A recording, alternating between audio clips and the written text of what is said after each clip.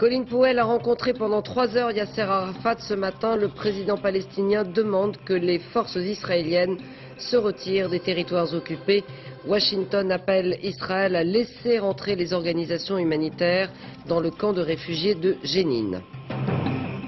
Coup d'État manqué au Venezuela, le président Hugo Chavez, arrêté hier par l'armée, a repris aujourd'hui le pouvoir grâce au soutien populaire.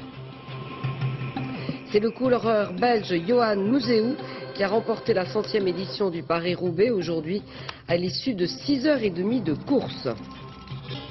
Le musée du Louvre vous propose une exposition magnifique sur la vie quotidienne au temps des pharaons. Une centaine d'objets datant du Nouvel Empire, une des époques les plus riches de l'Égypte ancienne. Madame, Monsieur, bonsoir. Après 3 heures passées ce matin avec Yasser Arafat, le secrétaire d'État américain Colin Powell a rencontré ce soir Ariel Sharon. Au premier, il a dit que les attentats devaient cesser. Au second, il a demandé le retrait des forces israéliennes des secteurs autonomes. Une nouvelle réunion, cette fois au niveau des délégations américaines et palestiniennes, est prévue lundi. Et ce soir, Washington appelle les dirigeants palestiniens et israéliens à faire des choix douloureux, je cite, pour parvenir à la paix. Sur place, Dorothée Oliéric et Christian Autain. Toutes ces voitures sont blindées et les mesures de sécurité maximales. Avant que Colin Powell ne pose le pied devant le QG de Yasser Arafat, les alentours de la présidence palestinienne ont même été nettoyés à coups de bulldozer pour dégager les voitures écrasées ces derniers jours par les chars israéliens. L'objectif de cette rencontre, selon Washington, était de mettre fin à la terreur et à la violence et de reprendre rapidement un processus politique. La rencontre a duré 3 heures et a été immortalisée par quelques photos. Je viens d'avoir un échange utile et constructif avec le président Arafat et son état-major, a déclaré Colin Powell à l'issue des discussions, avant d'ajouter que des membres de sa délégation se réuniraient à nouveau lundi avec leurs homologues palestiniens. Dans la soirée, le secrétaire d'État américain a entamé de nouveaux entretiens avec le Premier ministre israélien Ariel Sharon, notamment pour lui faire part de ses discussions avec Yasser Arafat. Encore sous le choc du dernier attentat suicide qui a eu lieu ici même, les habitants de Jérusalem soutiennent toujours massivement la politique d'Ariel Sharon. Beaucoup jugent la rencontre Powell-Arafat inutile. On ne peut pas faire confiance à Arafat. Il n'est pas un partenaire. C'est lui qui a envoyé ici une femme kamikaze et après il condamne ça dans une lettre.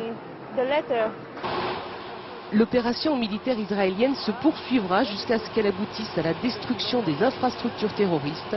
C'est le message répété depuis plusieurs jours par le gouvernement Sharon. Charles Anderlin, bonsoir.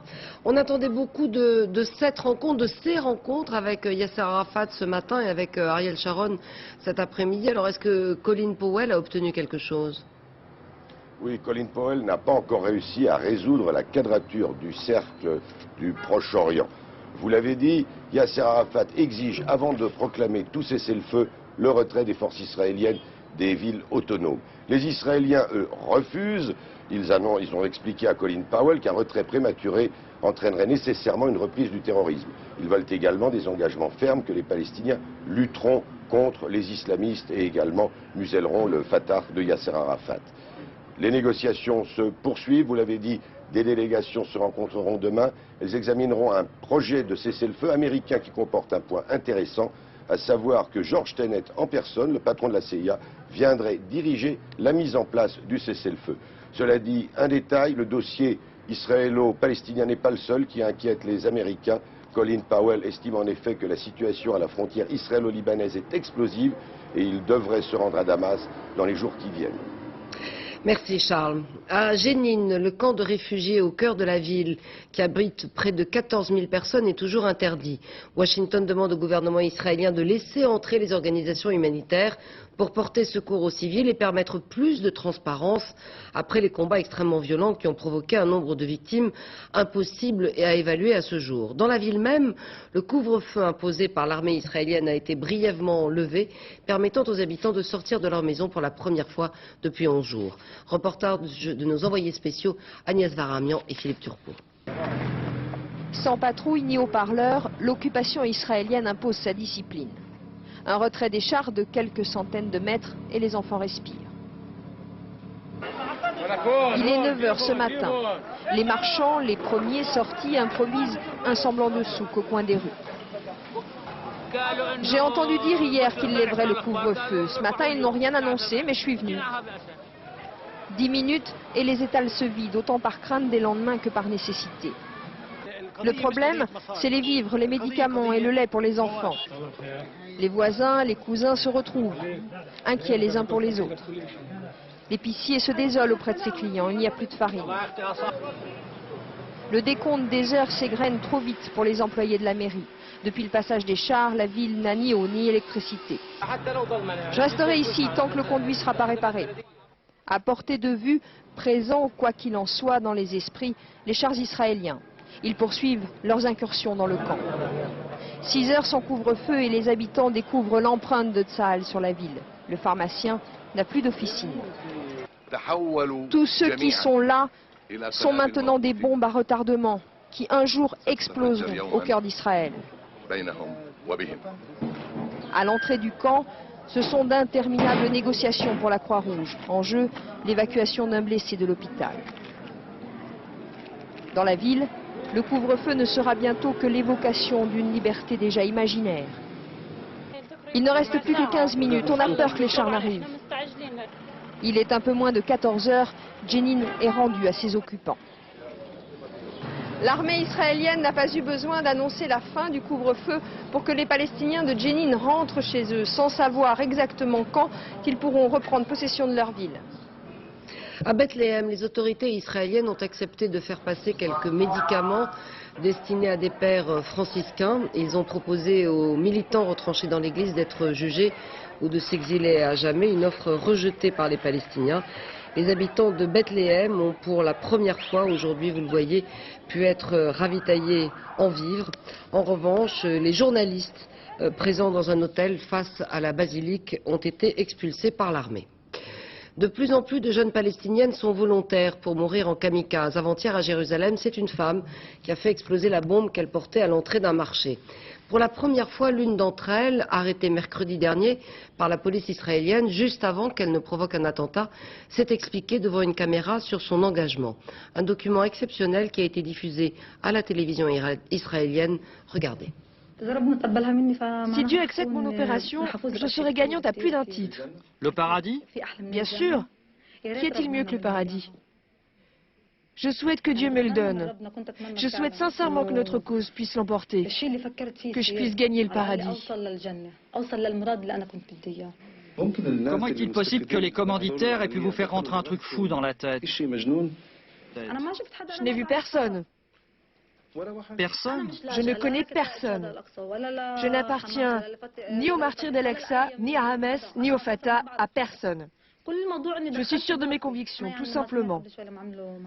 Lorsque tout à l'heure, pendant que des enquêteurs me questionnaient, ils m'ont informé qu'une opération venait d'avoir lieu à Jérusalem. J'envie celle qui l'a fait. Je félicite ses parents et je leur dis, ne soyez pas tristes. Vos enfants iront au paradis. Es-tu fier de cette opération? Bien sûr. Je ne souhaite pas que des enfants et des femmes meurent. Ça me fait pitié. Pour nous-mêmes, pour vous-même, pour le peuple israélien et pour le peuple palestinien. Ça fait pitié que des gens meurent. Mais comme tu condamnes, tu es condamné aussi. Où est-elle maintenant? Au paradis? Bien sûr. Je l'envie beaucoup.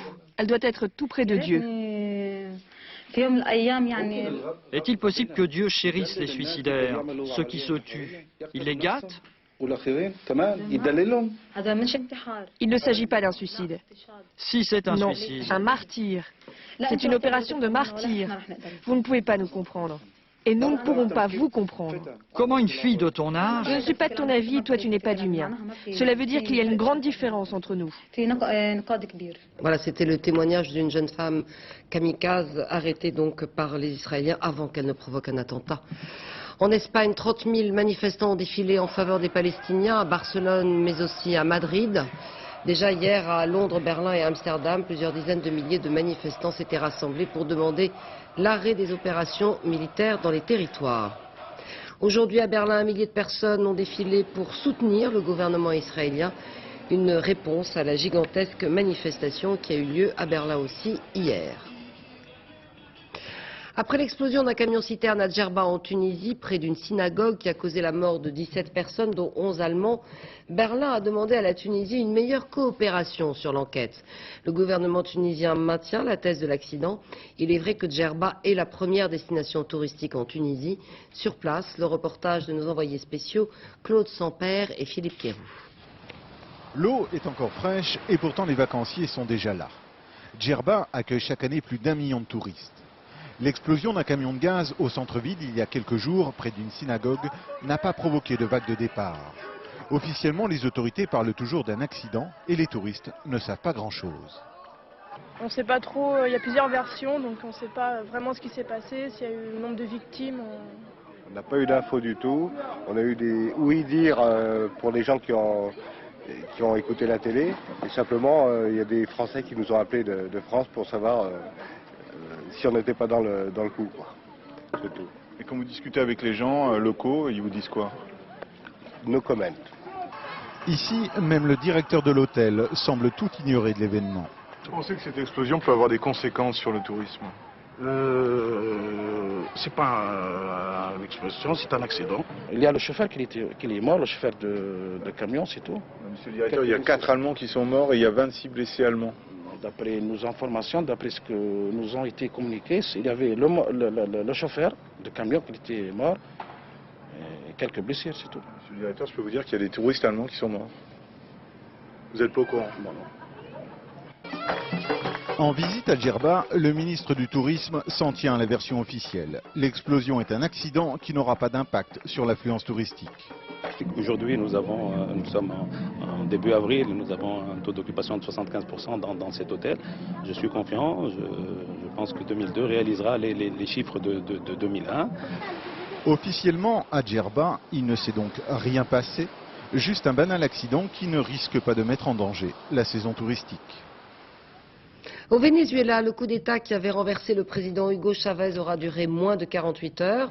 Il a regagné triomphalement le palais présidentiel et lancé un appel à l'unité nationale. Les États-Unis, qui ont assisté sans joie au retour du président Chavez, lui ont demandé de redresser la barre. Le Venezuela est le 4e pays producteur de pétrole au monde. Anne Ponciné. C'est en triomphateur qu'Hugo Chavez a réintégré son palais présidentiel la nuit dernière, 48 heures après le putsch qui l'avait écarté du pouvoir.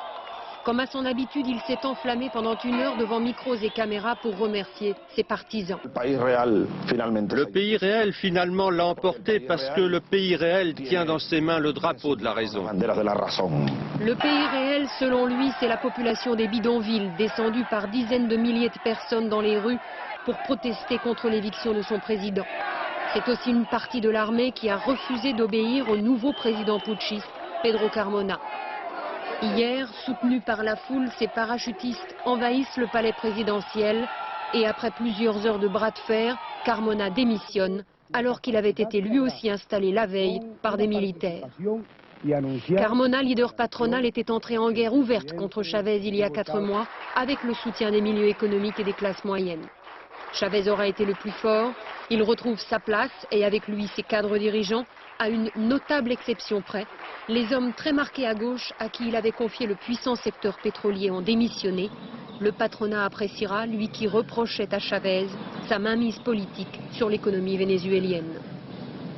En France, reprise demain du procès de Patrick Dils avec le témoignage de Francis Holm, le tueur en série, dont la présence le soir du double meurtre avait conduit à l'annulation de la première condamnation de Patrick Dils. Explication Agnès Gardet. Patrick Dils n'a pas su convaincre lors de cette première semaine, souvent maladroit et malmené par l'accusation. Lui qui pourtant, dès le début de ce 3e procès, a clamé son innocence, une fois de plus. Mais d'un autre côté, les enquêteurs de l'époque ont eux aussi été déstabilisés par la Cour. La 2e semaine qui s'ouvre demain s'annonce donc cruciale. Car pour la première fois, il sera question de la contre-enquête menée l'an dernier. 140 témoins réentendus, de nouvelles expertises et surtout la preuve que Francis Holm, le tueur en série, se trouvait non loin du lieu du crime ce jour-là.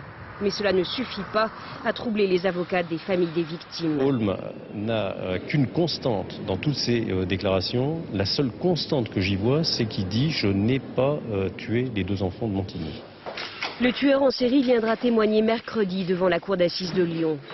Autre témoignage essentiel qui pourrait lui aussi faire basculer ce procès, celui de 2 pêcheurs. 15 ans après les faits, ils se souviennent avoir croisé Francis Holm le soir du drame, le visage taché de sang et l'air hagard. À Toulouse, 300 salariés du pôle chimique ont manifesté contre la fermeture définitive du site AZF. Ils se sont rendus devant le bâtiment où des fonctionnaires assemblaient les bulletins de vote, profession de foi et enveloppe pour l'élection présidentielle de dimanche. Des incidents, vous le voyez, ont éclaté avec les forces de l'ordre qui ont fait usage de gaz lacrymogène. Les manifestants entendaient perturber les élections puisque, disent-ils, les élections perturbent le pôle chimique. Élection présidentielle donc, avec le meeting cet après-midi au Zénith d'Arlette-Laguillet. 6000 personnes assistaient à cette réunion, longuement ovationnées. Elle a manifesté une certaine émotion. Émilie Lançon et Éric Mézy. On ne change pas les habitudes. Au Zénith, on accueille plutôt des groupes de rock. Et cet après-midi, l'ambiance ressemblait à celle de n'importe quel concert. Arlette-Laguillet a été accueillie par ses fans comme une star. Arrêtez, vous allez me faire pleurer. Créditée de 8 à 10% d'intention de vote dans les sondages, la porte-parole de Lutte ouvrière, pour sa 5e campagne présidentielle, entend cette fois jouer dans la cour des grands. Son projet. Nos adversaires politiques voudraient bien minimiser la portée des votes qui se porteront sur mon nom et les réduire à un simple vote protestataire. Eh bien non, s'il atteint le score des sondages, le vote pour ma candidature sera bien un vote politique. Grisés par l'ambiance du meeting, les militants sont emballés. On est très fiers d'elle. Pourquoi? Très fiers. Parce qu'il n'y a que Arlette-Laguillet qui parle pour les travailleurs, de tous les travailleurs. C'est un très beau meeting. Et j'espère qu'on fera un très gros score. Parce qu'il faut que les patrons aient peur, voilà. Arlette-Laguillet le dit elle-même, elle ne sera pas élue, mais pas question pour la candidate trotskiste d'appeler à reporter ses voix lors du second tour. Autre candidat trotskiste, Daniel Gluckstein s'est rendu en Moselle pour apporter son soutien aux ouvriers de l'usine Deus, sans grand succès. Le troisième candidat trotskiste est crédité de 0,5% d'intention de vote dans les sondages. Reportage Nathalie Moisan et Nathalie Gallet. Il était venu soutenir les salariés de l'usine Deus en grève. Mais manifestement, ici, les candidats en campagne ne sont pas les bienvenus, fussent-ils du Parti des travailleurs. Et Daniel Gluckstein a rapidement dû tourner les talons. Si c'est un soutien moral, je tiens à le remercier. Mais il ne faudra pas compter sur moi pour avoir des voix. Daniel Gluckstein n'est pas un habitué des projecteurs. Mais cette fois, c'est pour la cause.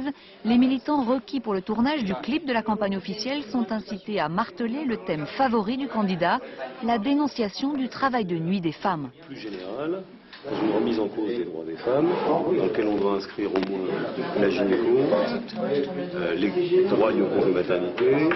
Il va bien falloir que des millions de gens se mobilisent pour reconquérir leurs droits, et le Parti des travailleurs est candidat pour les aider. Le soir, à Metz, dans une salle remplie presque exclusivement de militants du parti, il dénonce le travail des enfants, comprenez les stages des collégiens en entreprise, message bien reçu. Moi j'ai une gamine, elle a 11 ans, elle rentre au collège, je veux qu'elle ait un véritable enseignement au collège. Je ne veux pas qu'on l'envoie travailler dans les usines. Et pas question de dire que les 3 candidats d'extrême gauche se ressemblent. Besançon vient de dire que ce qu'il veut, c'est construire un parti des travailleurs. Et j'ai entendu dire Arlette-Laguillet la même chose. Et bien, ils ont au moins un train de retard chacun, parce que le parti des travailleurs existe, puisqu'il m'a présenté à l'élection présidentielle. Donc voilà déjà une différence. Daniel Gluckstein ne se fixe pas d'objectif de résultat, car, et c'est un paradoxe, il est opposé au principe même de l'élection présidentielle. Finalement, au seul profit. Et puis Noël Mamère, le candidat des Verts, a été pris à partie cet après-midi alors qu'il se promenait en vélo dans Paris. Il a été injurié, insulté par une quinzaine de jeunes, dont certains membres du Bétard, un mouvement sioniste marqué à droite, qui lui ont reproché ses prises de position pro-palestiniennes. Les policiers sont intervenus pour disperser les perturbateurs. Selon le dernier sondage CSA à paraître demain dans Le Parisien, Jacques Chirac l'emporterait au second tour avec 52% des suffrages contre 48% à Lionel Jospin. Au premier tour, Jacques Chirac est crédité de 21% des intentions de vote, Lionel Jospin 19%, Jean-Marie Le Pen 12%, Arlette-Laguillet 8%, Jean-Pierre Chevènement 7%, Noël Mamère 6,5%, François Bayrou et Robert Rue 5,5%. À Saint-Jean-de-Mont, en Vendée, c'était ce week-end la fête pour les moins de 12 ans. Toutes les opérations, les activités étaient gratuites. Une initiative de la municipalité destinée à attirer les touristes à un moment de l'année où s'effectuent les réservations. Christophe de Valambra et Xavier Tauby. Séance d'initiation au char à voile sur la plage de Saint-Jean-de-Mont. Mini-stage découverte pour les enfants, air pur et sensations fortes, ça a l'air de plaire. On a l'impression d'être comme un avion, sauf qu'on n'est pas dans le ciel, on est à terre. Ce week-end, Saint-Jean-de-Mont a multiplié les activités pour les moins de 12 ans et tout était gratuit. Un bon moyen d'attirer un maximum de familles et entamer la saison 2002 au mieux et surtout au plus tôt. On peut plus se contenter de pouvoir fonctionner en juillet-août, donc ça passe par un allongement en avant-saison, bien entendu, avril, mai, juin, mais aussi en après-saison jusqu'aux vacances de la Toussaint. Et les animations sont un élément pour pouvoir amener de nouveaux publics et les fidéliser. Et c'est en ce moment que les familles programment leurs vacances d'été. Un week-end comme celui-ci est une excellente vitrine de promotion et un argument de choix efficace. Les stations balnéaires, à cette période, c'est un peu mort, et puis là, c'est sympa, quoi, les activités, ça donne un petit peu de vie à la station. Ça vous la rend sympathique, cette station? Vous reviendrez cet été, par exemple? Ah ouais, bien sûr. Ouais. Même si on venait ici par hasard, on découvre qu'il y a des chars à voile, puis on s'approche, on va voir, on demande des renseignements, et puis voilà. Donc effectivement, c'est un peu incité à revenir. Et vous, ça fait que vous êtes fidèle à cette station? En quelque sorte, oui, tout à fait. Ce week-end, beaucoup de familles sont venues à l'Office du tourisme demander des renseignements sur la station. Et d'autres animations sont prévues jusqu'à début mai, de quoi séduire encore de nombreux enfants et décider les parents. Il y aura 90 ans demain, le 15 avril 1912, le Titanic sombrait dans l'Atlantique. 1500 morts et 700 survivants seulement. Aujourd'hui, à Southampton, en Grande-Bretagne, avait lieu la convention annuelle des familles des victimes. Reportage Bernard Lebrun et Dominique Marotel. La gloire de l'Empire britannique, un paquebot. Le plus grand du monde, le premier transatlantique dit insubmersible, le Titanic. Sur les quais de Southampton, le 10 avril, avant de larguer les amarres pour New York, on fête la croisière inaugurale. À bord, 2350 passagers et membres d'équipage. 5 jours après sur l'océan, c'est la tragédie, 1500 personnes périront. Parmi elles, le grand-père écossais de cette femme, un émigrant passager de seconde classe. 20 ans qu'elle collectionne tout ce qui a trait au Titanic et qu'ainsi, elle remonte le temps. Être ici et imaginer le Titanic naviguant dans les eaux de ce port, c'est très émouvant. Réalité pour les descendants, légende pour les autres, le commerce de la nostalgie fonctionne bien. Affiches, couvertures de pont, maquettes, photos, 316 objets à vendre, valeur de 1 à 43 000 euros. Clou de la vente, ce sac numéro 155 d'époque, contenant l'histoire et les objets personnels d'un naufragé, est renvoyé ainsi par la compagnie, la Starline, à son épouse restée en Angleterre. Coché, à 24 ans, John Gill tente l'aventure en Amérique. Avant de quitter le port, il envoie cette ultime carte postale à sa femme, vendue 12 000 euros. Et puis il y a sa montre, stoppée à jamais à l'heure du naufrage, l'heure de sa mort, 3h21, le 15 avril 1912. 90 ans après, elle a été adjugée plus de 31 000 euros, 200 000 francs. Ainsi, les familles des victimes sans descendants se débarrassent-elles de leurs souvenirs contre argent sonnant et trébuchant. Les objets changent de main, mais l'histoire continue. C'est pour cela que ces héritiers sont réunis dans la British Titanic Society. Sortis dans l'espace pendant près de 7 heures pour les 2 astronautes américains, Jerry Bowles et Lee Morin, respectivement 54 et 49 ans. La Silver Team, en français l'équipe d'argent, allusion aux tempes grisonnantes des intéressés, a mis en place un nouveau segment de la Station spatiale internationale. C'est la navette Atlantis qui a emmené l'équipe de 7 astronautes qui doit effectuer une mission d'1 semaine dans l'espace. Et pendant ce temps au sol aux États-Unis, à Houston, un Français, Philippe Perrin, s'entraîne. Lui aussi devra effectuer des travaux de bricolage sur la Station spatiale internationale. Le spationaute français doit s'envoler fin mai. Romuald Bonan et Frédéric Pasquet. Philippe Perrin s'entraîne depuis 6 ans, depuis sa sélection par la NASA comme astronaute. Mais sa mission exacte lui a été confiée il y a seulement 6 mois. En tout, 12 jours dans l'espace avec surtout des sorties dans le vide spatial à l'extérieur de la station.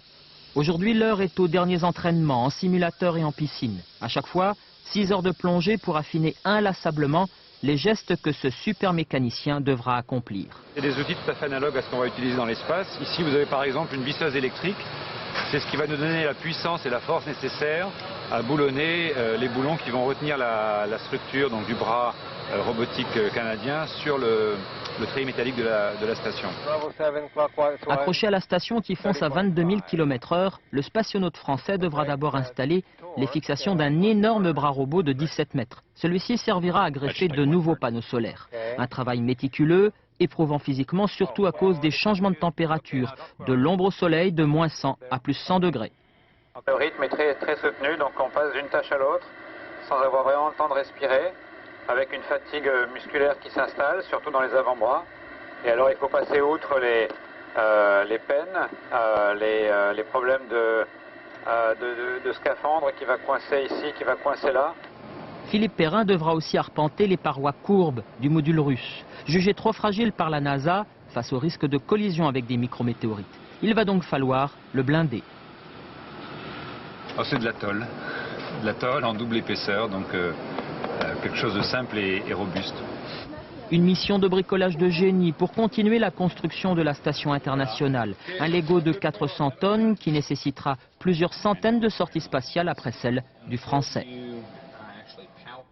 Pour la 100e édition du Paris-Roubaix, c'est le Belge Yohan Museeuw qui a remporté la grande classique. Une revanche après un début de saison en demi-teinte. Le Belge avait déjà été gravement blessé sur les routes de l'Enfer du Nord en 1998. Julien Beaumont et André Germain. Jusqu'à épuisement. Pour cette 100e édition du Paris-Roubaix, les 190 coureurs ont été gâtés. Chute, pluie, boue, le cocktail idéal. Il n'y a que pour les spectateurs qu'il est beau, l'Enfer du Nord. Là, vous allez voir, avec la terre qu'il y a, la petite pluie qu'il a fait, c'est impeccable. Des heures de patience pour quelques minutes de bonheur. Des spécialistes qui n'ont Dieu que pour un seul homme. Et puis Museeuw, numéro 6, c'est un Belge. Yohan Museeuw, très discret dans la tranchée d'Arambert, et pourtant ce n'est pas faute d'avoir des supporters.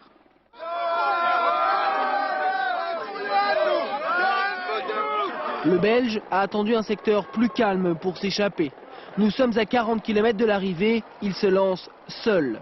En route vers sa 3e victoire. Le Paris-Roubaix, cette course qui a failli le perdre, c'était en 1998. Museeuw se casse la rotule et pense abandonner. 2 ans plus tard, accident de moto, multiples fractures et coma. À chaque fois, Museeuw est revenu plus vite, plus fort. Quand j'ai gagné la 2e fois le Paris-Roubaix, j'ai montré mon genou à tout. Ça veut dire à tout le monde qui a travaillé avec moi pour revenir le même. Et maintenant, j'ai dit 10, ça veut dire 10 Coupes du Monde. 10 victoires dans une course de la Coupe du Monde, un palmarès que lui envient ses poursuivants, l'Allemand Weismann et le Belge Boonen. Des gueules, des belles histoires, cette 100e édition a tenu ses promesses. Michael Schumacher a remporté aujourd'hui le Grand Prix de San-Marin, 4e épreuve du championnat du monde de Formule 1. Schumacher a devancé son coéquipier, le Brésilien Rubens Barrichello, qui aux essais libres avait pourtant réalisé le meilleur temps. Schumacher signe ainsi la 56e victoire de sa carrière. C'est l'équipage français Bayle, Dussauge, Guimbert qui a remporté les 24 heures du Mans en moto, devant l'autre équipage Suzuki qui avait pourtant dominé la course de bout en bout, mais après une crevaison, l'équipe de Christian Laveille a perdu la première place. La vie quotidienne au temps des pharaons, c'est ce que propose le musée du Louvre à partir du 19 avril. Une centaine d'objets appartenant à des artisans qui travaillaient pour les familles royales du Nouvel Empire ont été retrouvés. Des objets maniés avec la plus grande précaution. Daniel Wolfrom et Jean-Louis Merlin. Sous la dynastie des Ramsès, il y a plus de 3000 ans, vivait dans ce village d'Égypte une communauté d'artisans bien particuliers. Leur travail était entièrement affecté à la décoration des tombes de leurs pharaons. Il nous reste les objets de leur vie quotidienne qu'il faut manipuler avec soin. Oui, on va travailler avec les papiers de soie. La poussière est proscrite absolument. Il n'y a que la vénérable poussière du temps qui est acceptée à l'intérieur des vitrines. On ne peut pas toucher les œuvres avec les mains. avec les mains parce qu'on a de l'acidité dans les doigts, donc ça les abîme. Scène de famille, le scribe royal et son épouse. Vous êtes ému quand vous touchez des objets comme ça, quand vous les portez? Ému? Ben oui, quand même, avec tout. Surtout que j'adore l'Égypte, en plus. Le couple pose avec tendresse. Les 4 statuettes témoignent de la piété populaire. Elles sont dédiées à une reine ou bien à un pharaon. Ici, Aménophis Ier, du bois incrusté de faïence. Le sacré est l'usuel, si proche comme ces chaises en bois et en paille.